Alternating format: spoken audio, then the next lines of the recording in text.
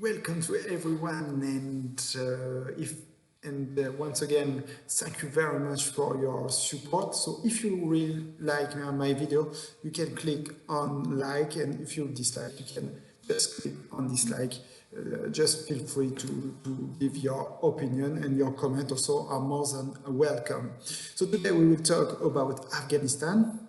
A partial deal have been found between both parties, between the US representatives and Taliban, and we will talk point by point which point have been reached, and we will provide all the details. So since 1 year, negotiations have started between Taliban and US representatives.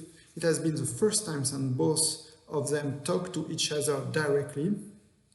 It's important to point out that the Afghan government did not attend to this negotiation at the request of Afghans who wants to directly negotiate with Americans without the participation of the Afghan government. So which point have been reached? First point, withdrawal of US troops. Second point, counter-terrorism assurances. And third point, intra-Afghan dialogue. And on the fourth point of negotiation, which is a comprehensive ceasefire, no deal has been reached, and that's why we are talking about partial agreement and not full, because there is right now there is no deal. No deal has been reached. So on that specific point. So let's talk about each point that we have enumerated. So the first point, US troop withdrawal. So currently we have 22,000 US troops 22,000 troops in Afghanistan, among them 14,000 US troops, because you have also not only American troops, you have also Romanian, German or Canadian troops based in Afghanistan. So the draft agreement talk about 5,000 troops which should be withdrawn from Afghanistan. So it's an important but partial withdrawal. And also the closure of 5 military bases within the 135 days. So that's what's contained. So the first point of the agreement. The second point, so the counter-terrorism assurances. You should still remember that before 2001, Afghanistan was used as an international hub for international militant group like Al-Qaeda, and so the United States do not want to repeat this scenario of international militant terrorism hub, and that's why they want to receive assurances from Taliban, so we can believe or not whether it will be applied, but at least Salman Khalilzad, the US representative for Afghanistan, thought they received credible assurances from Taliban. It's worth noting that Taliban are not considered as itself a terrorist group. If you search on the website of the US State Department, you will see that the Taliban are not classified, but you will find that the Haqqani Network or Tehrir Pakistan, both groups which are very close or even considered, or even according to some experts, are part of Taliban, are considered as terrorists. So it's very controversial whether Taliban are or not terrorist group, officially at least not, and that's why the US discussed directly with the Taliban because they are not officially considered as a terrorist entity. The third point concerns the intra-Afghan talks.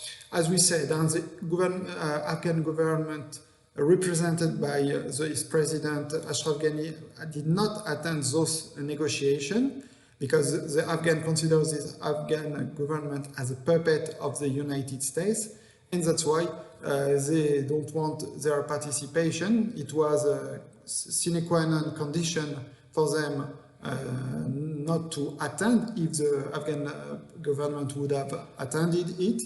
And that's why they did not attend, and the draft agreement has been presented in Kabul and not in Doha, where the negotiations have taken place. So have been presented to the Afghani in Kabul, which shows actually that for many experts, the United States considered actually the Taliban and the Afghan government have basically the same status, both of them, due to the fact that they negotiate as equal between the Afghan government and Taliban, and that's what really the Afghan government have resented not to attend those negotiations, feeling that they give a higher status to Taliban than the Afghan government. But also, we have to admit that the Americans have decided, have wanted to get a pragmatic approach, unlike their predecessor. They think now that it's time to find a deal, and if they want to find a deal, they have to include, whether it please or not, the Taliban group, because now Taliban, it's important to remember that they control 60% of the territory. It's worth also keeping in mind that among those 60% of territory, most of them are unpopulated or very lowly populated. So they don't control major urban centers, but still it's sufficient to give them sufficient strength to negotiate directly with American.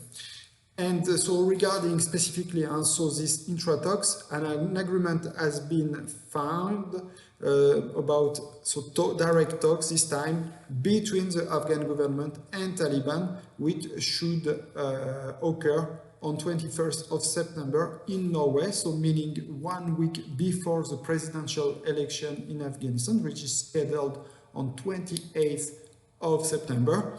So really the Americans wanted to push the Taliban to negotiate directly with the Afghan government, because also it's important to say that without this internal dialogue, no peace could be found. So despite this great news, we can say those hopes about peace in Afghanistan, there are also, let's say, some clouds, some obstacles to apply actually this peace deal. And the latest information news coming from Afghanistan proves that actually not later after the deal has been found, some explosion took place in Kabul, not later than Monday, so the same day an agreement has been announced.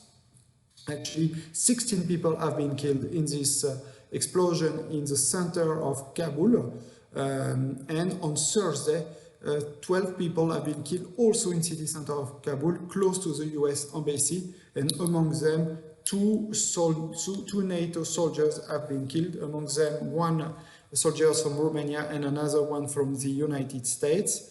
So it shows us that actually this agreement does not bring, let's say, a de-escalation, but further escalation, which is very strange to understand. And that's why yesterday the American president decided to cancel negotiation in the United States. We learn surprisingly that they were invited in the United States, which shows that we were very close probably to a comprehensive ceasefire. But the latest news push the United States at least to cancel.